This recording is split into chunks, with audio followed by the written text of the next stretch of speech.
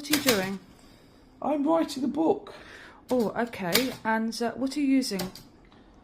I'm using a typewriter. Okay. And when did you buy this typewriter? In the 1980s. And are you still writing the same book? Yes. What's the name of your book? Getting ahead in business. Okay, so this is a typewriter called the Olympia Travel Deluxe. And, oh, what is she writing? I don't know, it's not working. Okay. So you've been writing your book for the last 35 years, Yes. Pamela. I hope you do finish this.